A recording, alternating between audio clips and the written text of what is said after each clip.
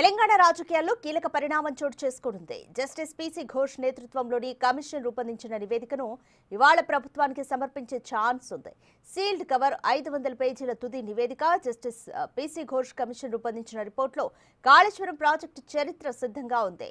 Commission కు ప్రభుత్వం ఇచ్చిన గడువు నేటితో ముగియనుంది. దీంతో ఇవాళ లేదా రేపు ప్రభుత్వం ముందు నివేదికను ఉంచే ఛాన్స్ ఉంది. కాళేశ్వరం ఎత్తిపోతల్లోని మేడిగడ్డ, అన్నారం, సుందిళ్ల బ్యారేజీల్లో చోటు చేసుకున్న లోపాలు, వాటి ఆధారాలతో నివేదికను సిద్ధం చేశారు.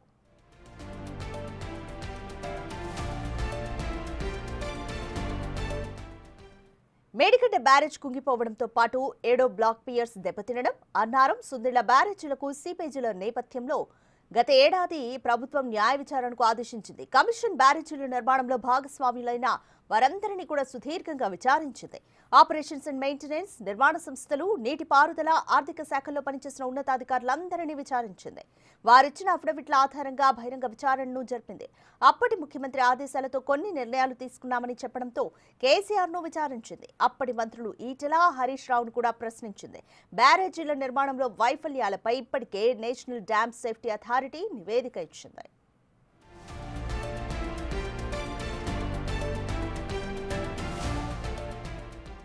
నిబంధనలకు విరుద్ధంగా అధికారులు నిధుల దుర్వినియోగానికి పాల్పడినట్లు కమిషన్ గుర్తించింది.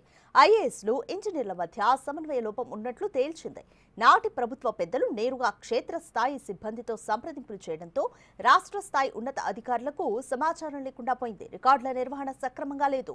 పూర్తి స్థాయి అనుమతులు లేకుండానే డిజైన్ల మార్పు చేసినట్లుగా గుర్తించారు.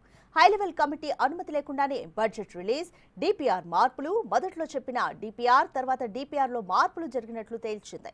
3 బ్యారేజీలకు సంబంధించిన ఆర్థికపరమైన అంశాలను వేరువేరుగా పొందుపరిచింది. బహిరంగ విచారణ సందర్భంగా సాక్షులు ఇచ్చిన స్టేట్మెంట్స్ ఆధారంగా పీసీ ఘోష్ కమిషన్ నివేదికలో అంశాలను చేర్చింది.